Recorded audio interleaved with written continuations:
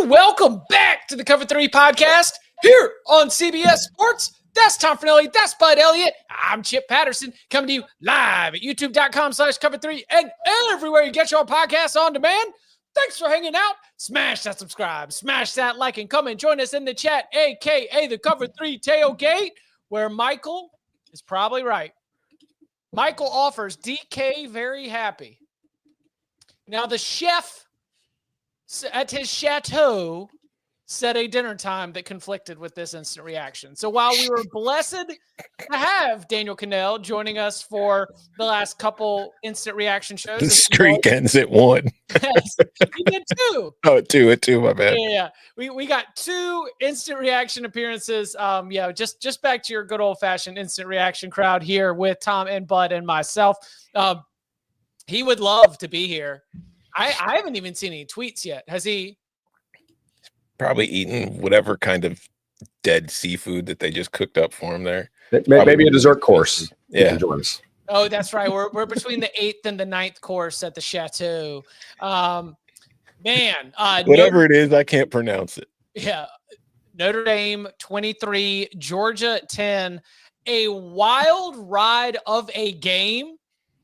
Probably more like, not necessarily fireworks, but definitely more entertainment, more things to unpack. You know, we've had, there were a lot of costly penalties. There were incredible trickerations, some sort of, some back and forth between Marcus Freeman and Kirby Smart. There were special teams plays, lots to get into here. And before we get out of here, of course, we will be looking ahead to the Orange Bowl semifinal, which will be coming up next Thursday, 1 week from tonight, when Notre Dame advances to take on Penn State in one of those semifinals. Keys to the game, early thoughts on that, and more. I believe Notre Dame has opened as a 1.5-point favorite against Penn State. But first, let's stick with where we are. Notre Dame was down Riley Mills, and Xavier Watts goes out for a little bit to get his shoulder examined. Howard Cross has like a little cramping issue, as apparently it was very steamy in the Superdome tonight. Not unusual for it to be balmy in the Crescent City. I thought Notre Dame's defense played really, really well against Georgia in this spot. Yes. How many drives did Georgia have? 1, 2, 3, 4, 5, 6, 7, 8. Do we want to count the one where Kirby Smart managed to only blow 27 seconds on the clock, allowing Notre Dame to get the ball back right before half? All right, that's 8, 9, 10, 11, 12. How many drives do you feel like Georgia had Notre Dame off balance? None. Not off balance. They hit the one that they ended with the fumble. Oh, yes. Yeah, I thought there was one more where they were kind of the first fumble. You're talking about the Trevor Etienne fumble, where it was like, because I thought we'll get to it, but yeah, I agree. And how many times do you feel like Notre Dame had them off balance? Because I thought it was probably 6 or 7. Maybe there's 3 or 4 in there we can throw in that are kind of neutral. They got some plays, but not. They didn't really like dominate them with the chalk. I just felt like Notre Dame's defensive, obviously, like their defense is better than Georgia's offense, especially with Stockton. Stockton's limited, but I do feel like they did a nice job of playing how they want to play, which is mostly single high looks, loading the box, but then also like being pretty supportive against some of the things that they could correctly anticipate that Georgia wanted to run to help out Stockton. Like, how did Georgia's screens work tonight? Like shit, because Notre Dame buried them, right? I mean, like a lot of that stuff, like kind of easy access stuff, they denied it. And Stockton, to his credit, kind of made some decent throws across the middle at times. I thought he made some throws to the outside that were at least competitive and allowed the receiver to make a play on the ball. Didn't always catch it, but I thought he was actually kind of okay. I agree. Notre Dame's play calling on defense I liked a lot. I love their effort, especially 44. I mean, 44, Tuyamaka, like that kid had a game. Yeah. I disagree with one thing you said. Okay. I don't think Notre Dame's offense had Georgia out of balance at all. No. Let's play a game. Outside of the final possession. How many times do you think Notre Dame's defense had Georgia's offense off balance? Oh, yeah. Okay. Yeah. Cool. Yes. Yeah, not 6 or 7 times from Notre Dame's offense. No, I was very confused by that. Okay. Okay. Yeah. Well, I mean, though, Georgia could not run the ball at all, and what, like the fact that you were turning the ball, the offense over to Gunnar Stockton and asking him to go out there and just throw just some stinky, just 96 miles an hour, just all day. He was throwing. He made 2 touch throws. He made 2. One that got the pass interference on the fourth down because it came up short, and the other on the other fourth down resailed them by 10 yards. And that's why Gunner was sticking with the fastball. Dylan Bell had a drop too. No, Dylan Bell had 2 bad drops in this game. I mean, just nothing. All of the things that you can string together that could go wrong for the Georgia Bulldogs did go wrong in this game. Like Gunner Stockton played well enough, but if they'd gotten a little bit more out of the ground game, if they'd been able to get a little bit more consistency in terms of bringing in the plays that I thought offensive coordinator Mike Bobo schemed up a couple explosives. And outside of the Cash Jones touchdown, did any one of them hit? Like the shot plays, the stuff that they were just like trying to do just to correct. Yeah, I thought there were 2. The Arian Smith catch early on. Oh, the one that then Parker, the walk-on, is going to get his ass cut. I mean, and then they early on they ran a reverse that Notre Dame covered well that was in the first quarter. In the fourth quarter, they ran a fake reverse where the back kind of did the fake pitch but kept it himself. That hit for I don't know, like 20 or so. So, but not many like crazy explosives that they were able to scheme. No, and the Irish did a nice job of making them earn everything. I thought, Tom, where are you at with this one? Well, we talked about Georgia. You can't run the ball. And Kirby said it right in the pregame interview, and I tweeted that I love Kirby's honesty during these interviews in game. 100%. I agree. Because he's not trying to hide anything. And he said before the game, he said, God willing, we can run the ball or something to that effect. Because like she was asked, how are you going to win this game? And he said, God willing, we can run the ball. So you knew that was their plan because they wanted to take as much off Gunner's plate as they could. All season, they've struggled to run the ball. And tonight, they could not run the ball. They ran for 62 yards on 29 carries. If you take out the sack yardage, it was 100 and wow, they had that many. Yeah, it was 101 yards, but they still averaged only 4 yards per carry. They weren't effective on the ground overall. ETN didn't really get anything going. They had to rely on Stockton to do too much. And to his credit, like we touched on a little bit, he did pretty damn well for a guy who's making his first career start in this spot against that team. So kudos to him for it. It's just you still only ended up with 10 points. And go ahead. Sorry.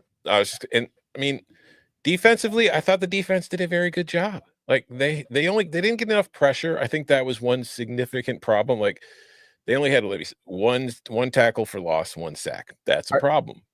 But that feels light. It is light if that's accurate. I looked at that, and that was in like the first quarter. They really had I think one they had TFL. More.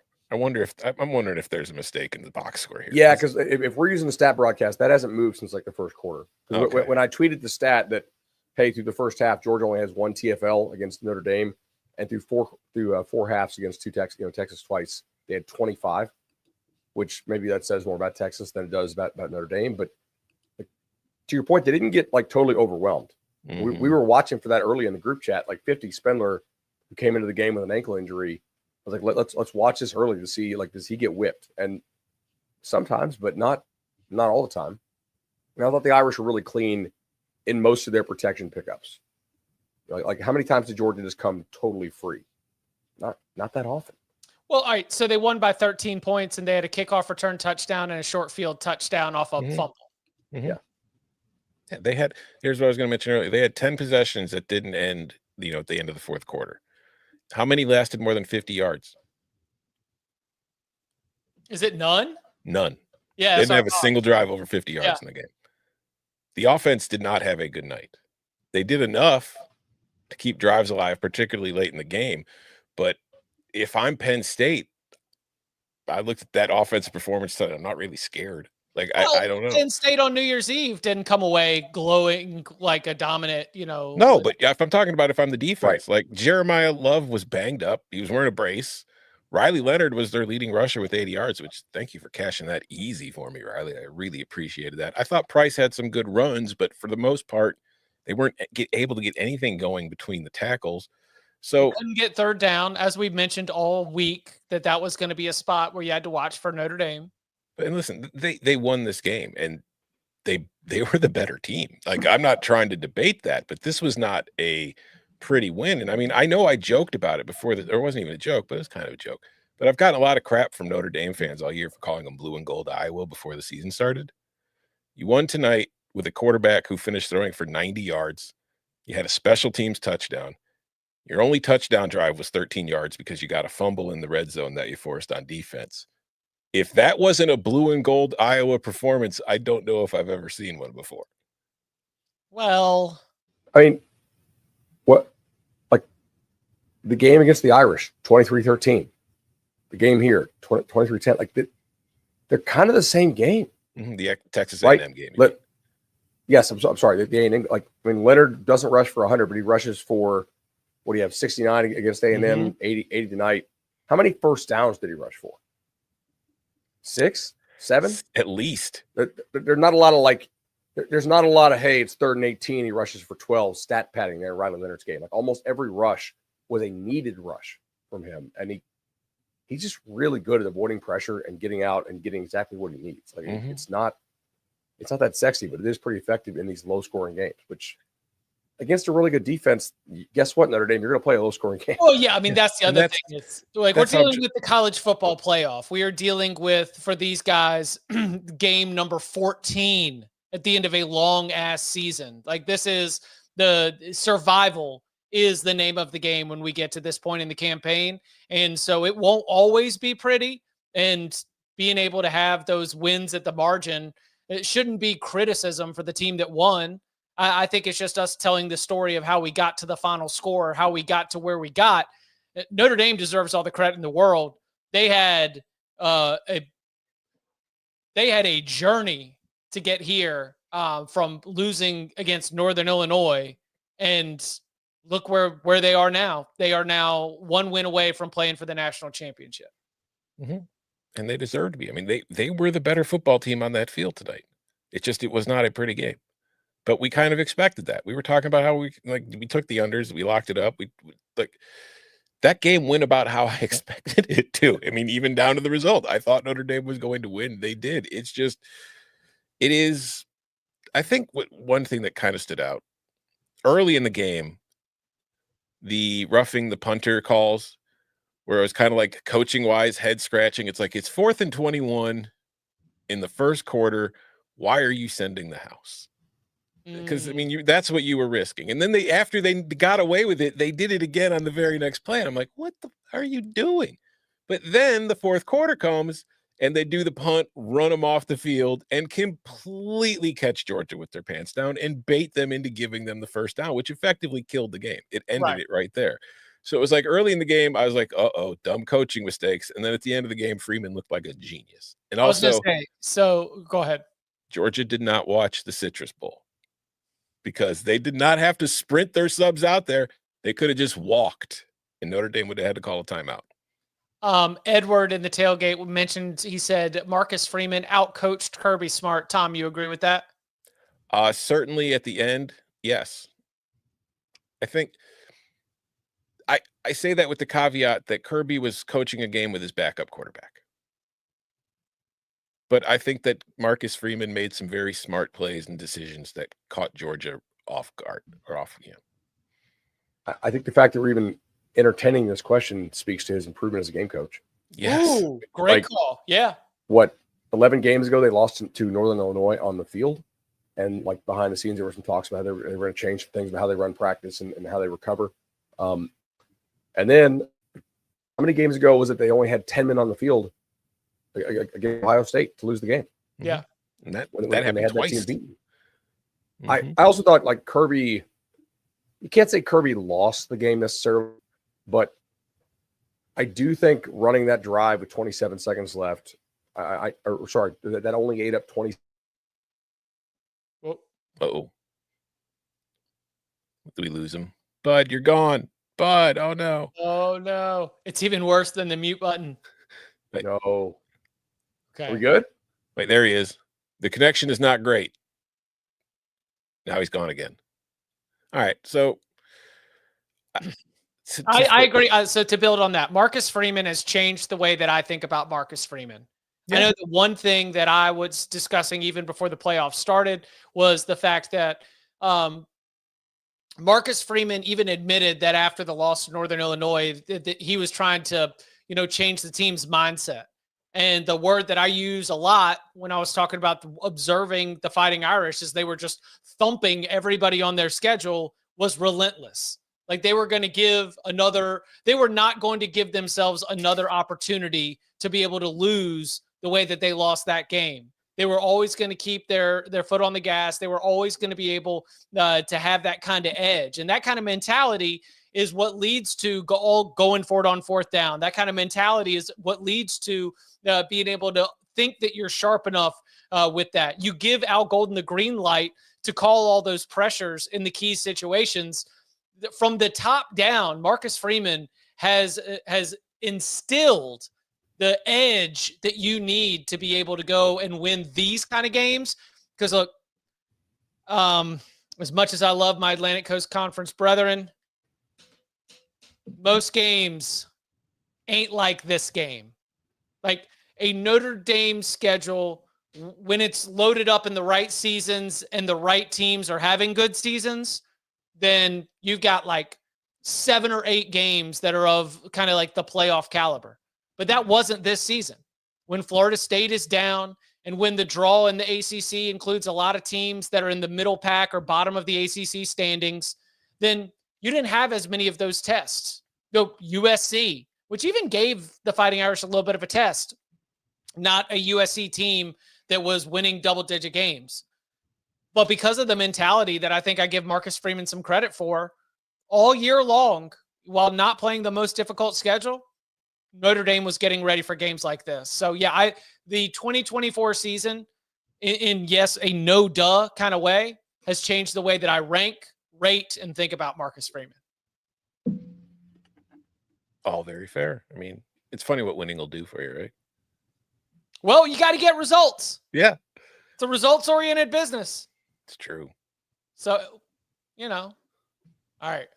You good, Bud? Yeah, good. Bud's got that Dylan Bell internet. It keeps dropping out. Gosh. I mean, there were some bad drops. Yeah, it's been the story of their season, dude. I know, but just like, Oh, we just Dylan Bell'd again.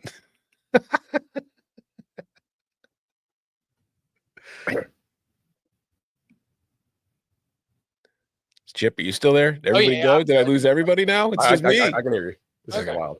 All right. I mean, like, think about who's not playing, right? Colby Young's not playing. Who was the kid who they had to boot for the arrest for Mississippi State? Rah. Like some of these guys who are playing for Georgia are more like gadget guys who they intend to use for smaller snap counts, like jet sweep. Okay, scheme it up for a deep shot type guys. And they're asking them to be more like receivers. And I don't think that's Dylan Bell. And I know that's not Arian Smith. Like Lovett's drops this year were a little surprising because traditionally that's not really, him. But like I think not having Young and not having Rah, I think that hurt them tonight and this season. Is this the first time in history Notre Dame had the best receivers in the game? Yeah. That was actually in my head. I didn't want to derail the conversation, but if we're going to do the Iowa comps, I would stand up for Notre Dame and say, now, wait a second. Yeah. We at least have some wide receivers at Notre Dame. Tonight, they were blue and gold Iowa. I don't care what Irish fans want to say to me. It's true. But be happy about it. You would. In general, this offense was a little bit more. No, it was much better than Iowa's. Although Iowa scored 40 points multiple times this season, too. I was talking about the principle, the idea of Iowa. I know. Yeah. All right. Coming up on the other side, we will get a way too early look at that Notre Dame Penn State matchup in the Orange Bowl semifinal and a question to revisit given a full slate of results. I'll explain and more next.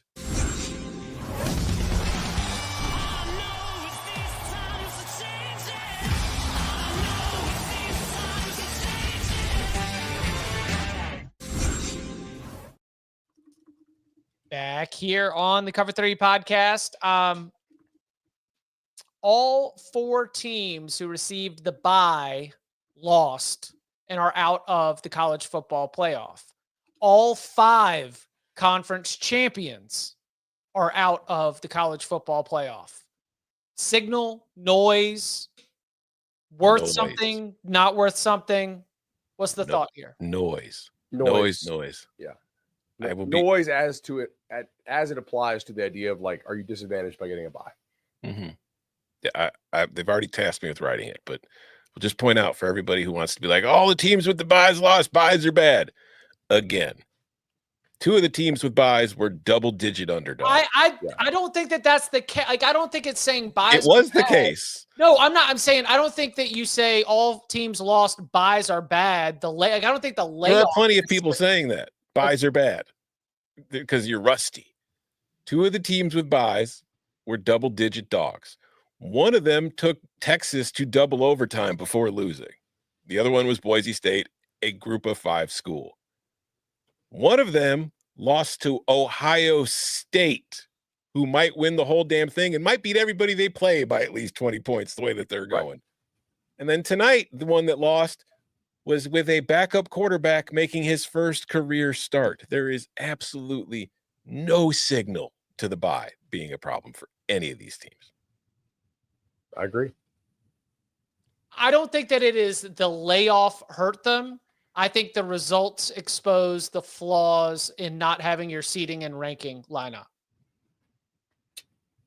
I will hear that argument. Yes. Imbalanced bracket. I guarantee you Notre Dame wishes they had the bye in that Texas and that Georgia did not. Mm-hmm. Right. Because they would still have Riley Mills and Georgia would have had no time to get Stockton ready. Right. But I think that we're looking at a spot where this crowning, this fast pass that you were giving to these teams to be able to jump straight to the line doesn't actually prove to be doesn't actually prove to give us a champion, because what we're going to have is we're going to have a champion that in all the history of college football would not be the national champion. And it does not matter who wins, but in a traditional AP poll, like think about the decades upon decades of college football that there have been, or when there was just the BCS, or maybe even when there was the 14 playoff. And Ohio, I've heard you make the argument, Tom, that Ohio State would have made the 14 playoff. So would Notre Dame. 12-1 Notre Dame. 11-1 Notre Dame would have made the 14. Would 11-1 Notre Dame with a win over Northern Illinois have been able to finish number 1 in the final AP poll in the 50s, 60s, 70s, 80s, 90s? No, Oregon would have been number 1. They were undefeated. Here's what I'm workshopping right now. This is going to produce a champion that would not be in line with the champions of college football's history for the most part in the AP poll era. I guess. I think we are giving buys. I think we're going to crown whoever was the best in the playoff. I don't think we're crowning the best team of the season. Well, then why should we? Workshopping. Why, like Oregon was the best team of the season. Why do we have to play anything at all? Now you finally come around. Scrap the BCS then. Yeah, no. Let's go back to the BCS. No, I'm saying like we wouldn't. Am I taking crazy pills? Where am I? What's going on all of a sudden? I look. I don't think the buys are any problem. I think if you talk to any head coach out there, I don't think the buys are the problem. Expand it to 14. Expand it to 16. Yeah. Get rid of the buys. Like whatever. I'm just saying you'll have buys with the 14. Mm-hmm. I'm saying the college football playoff is going to produce champions that are the champion of the playoff. It is not going to produce champions that separated themselves from the other elite teams throughout the regular season. Which is needed given the crazy imbalance in schedules now that you have these 18-team conferences, I think. That's fine. I'll make you a deal. The buys all – oh, sorry, go ahead, Tom. Oh, I cut you off, but I will make you a deal. The Chiefs are not playing anybody this weekend. That means by the time the Chiefs play their first playoff game, they will have 25 days off. If the Chiefs lose their first-round playoff game, Chip, I will give you some credit that maybe the buys matter, but you know what? They won't. I am not. You're Chip buys suck Patterson over here. I think the playoff sucks. No. Don't. Hey, I was never like, listen.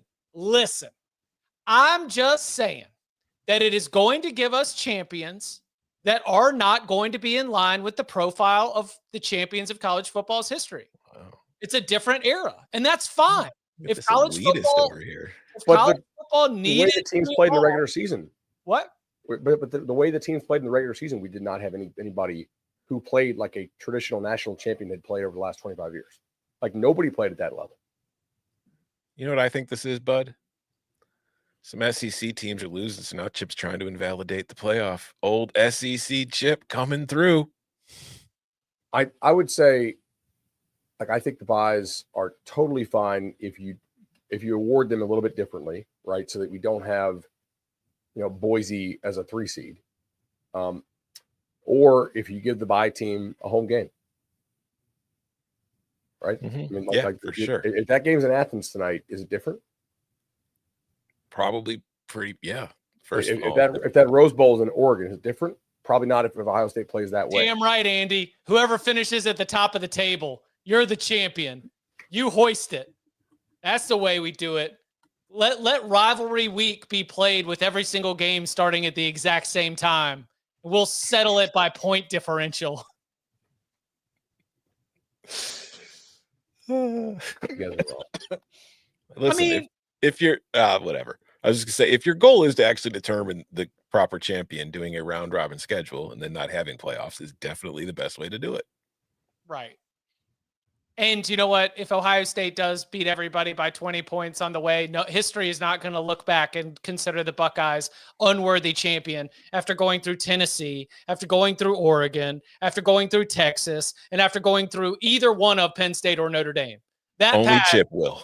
that path is going to be all of the good teams. There ain't no damn bracket luck. There ain't nothing. Like, honestly, all the teams that are left in this are awesome teams that have been awesome for most of the year. All blue chip ratio teams too. Oh, the blue chip ratio survives. True. Pop the champagne. Who is the most threatening to the blue chip ratio? Tennessee. We saw what happened to them. Well, that did take off. Or actually, well, in theory, Ole Miss. No. I was thinking in the playoff. Oh, then Tennessee. Yeah, for sure. Okay, then let's spin it forward. Next Thursday night, you know what's going to happen next Thursday night? We're going to be watching the Orange Bowl in person as Chip screams to the people in attendance that this is invalid and this is a terrible system. While he chants SEC, SEC, and holds up a Texas flag. January 9th, Tannehill's Tavern and Music Hall. You're going to be hanging out with us. We're going to be watching the Orange Bowl. Beforehand, we'll have a little Cover 3 tailgate live. Give you a breakdown of some of the games, some Q&A, so a little bit of tailgate. We haven't opened the big old bag of mail. Also, we will be having an interactive way to participate in this. We'll have more details coming on that. If you scan that QR code, if you hit the link in the episode description, then you will be able to RSVP for the event. It is an RSVP event, and RSVP is free. However, you will notice there are options to be able to purchase tickets. Those ticketed options get you guaranteed seating as well as some goodies from the Cover 3 podcast. So if you want to come, let's go. There we go. See us live. QR code in the corner. Yes, bud. Question for my buddy, actually, that I meant to bring up a couple weeks ago. So, Ryan, if you're listening, here we go. Not the Ryan in the chat, although maybe it is. Who knows?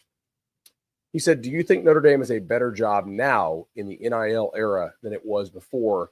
Because some kids are going to stay around for probably cheaper than they could get on the open market, because a lot of those kids pick Notre Dame because, 40-year decision, some for the religious aspect, some for like the tradition, like like they actually go to real classes, not online school. Like, do you think you get some kids staying around for longer that don't just jump for a paycheck and playing time a little more there than you do at the schools that are just purely pay for play? I was like, that's kind of galaxy brain, but I like it. I think there's probably yes. I think there's some truth to that. Yeah. Yeah.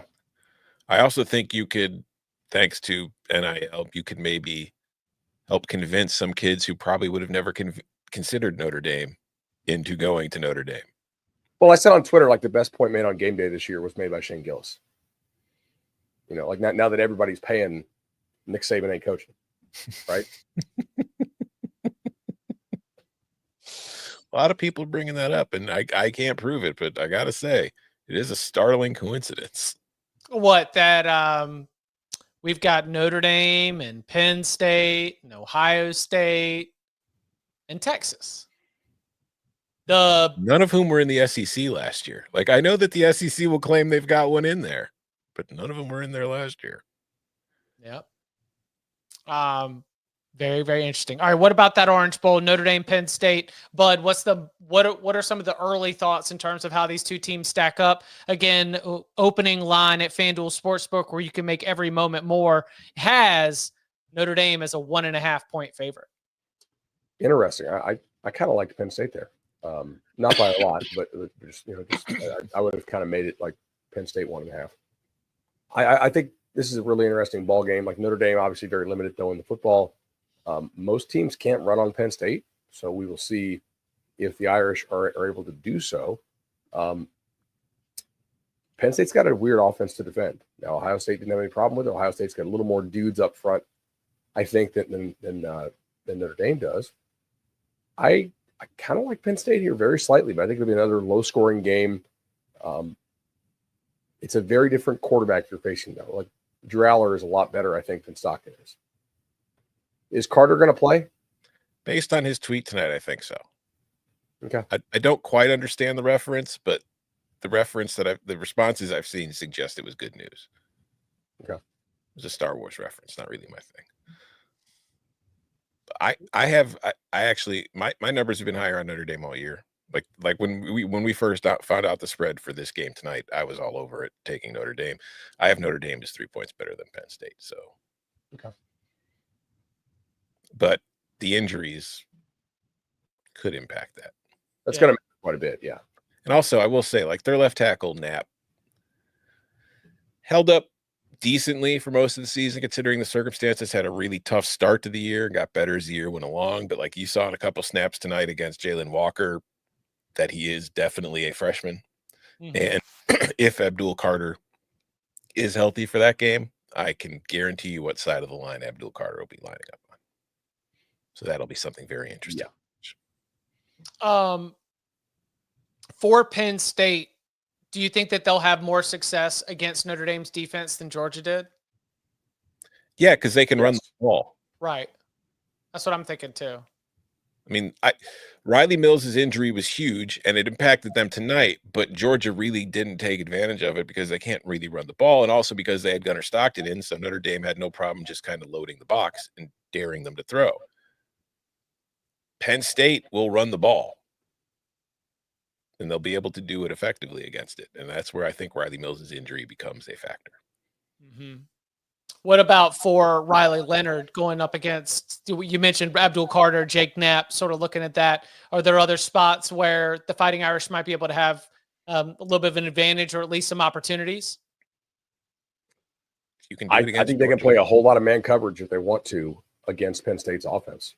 Mm-hmm. Is that what Penn State wants to see? Yeah, it's the matchups on Tyler Warren will be interesting to see. Like who do you put on him? Yeah. But I think offensively, I Watts think plays him. That's what I was kind of just wondering. Yeah, I think if you're Notre Dame offensively, the Love injury is something very much you have to monitor. But I do think, I mean, if Riley's able to run like that against Georgia, I think he'll be able to run like that against Penn State too. Like, I mean, that is his strength as far as avoiding sacks. It's like when the pressure comes, he does a very good job of getting out of there. So when Penn State does get pressure, and they will, is he able to escape, or do they maybe close off some of those lanes? He had a couple of runs where he started making his way sort of towards the sideline, trying to catch a corner. And like Malachi Starks was in pursuit on one of them. Somebody else, I was like, oh, he's going to get got, and he didn't. I mean, that's the only way you can beat Georgia with the run game, like, because they funnel everything into the inside, so they force you to go outside. But yeah, no, he's for a guy with that hairline, he is a better athlete than you think. Dude. It's not his skin tone, it's his hairline. Yeah, that's what makes us doubt his speed. Mm-hmm.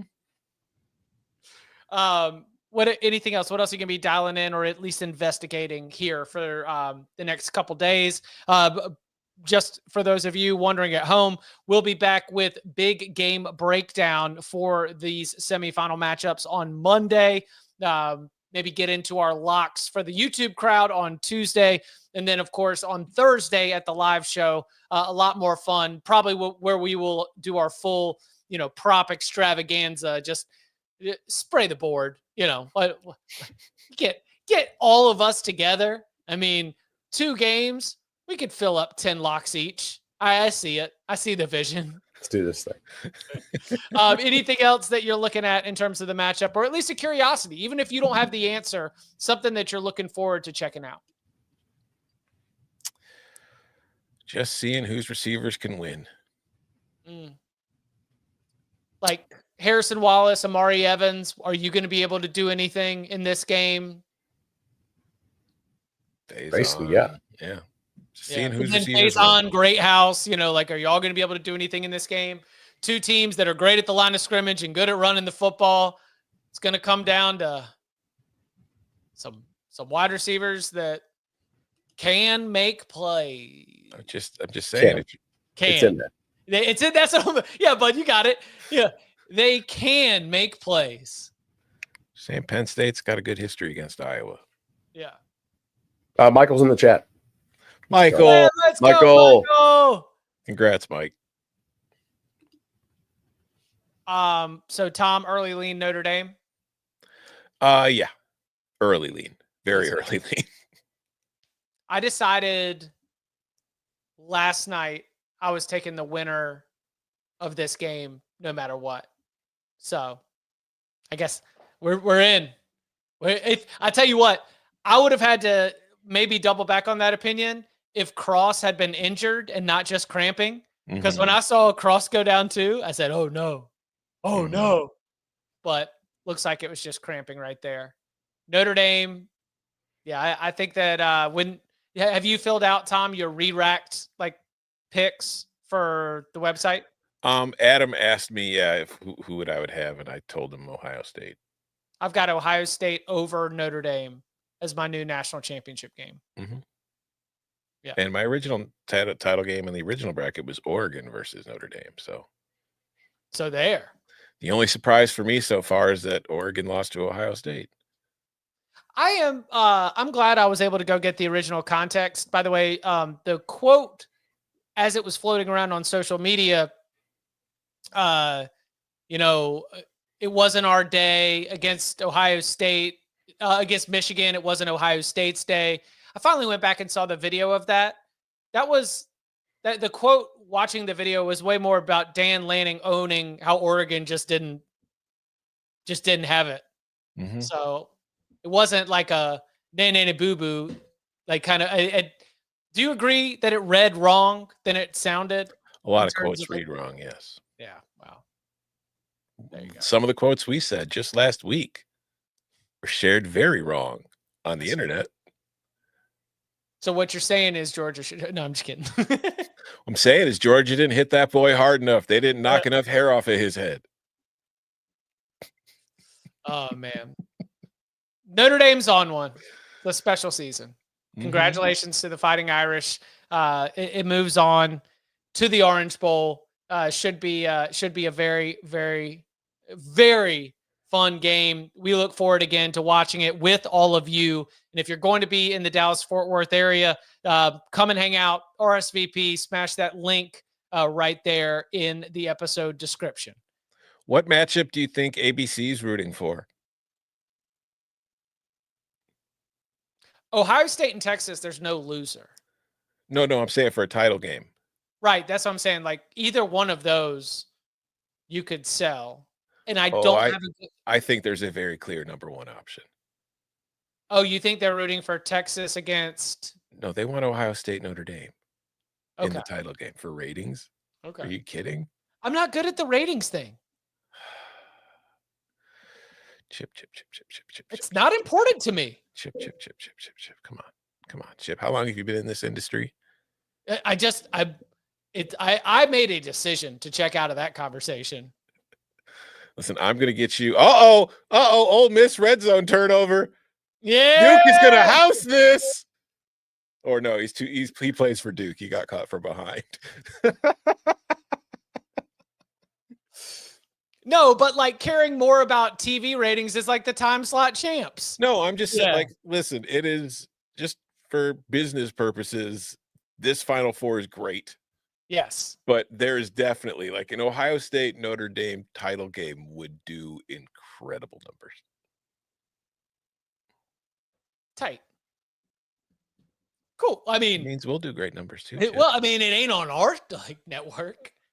No, but you and me, just you and me. Bud oh, and Danny aren't here. We'll obviously, Bud's internet opted out like Florida State did in the Orange Bowl. So, I mean, I just if that happens again, I guess we'll have to carry the ship after the national championship game too.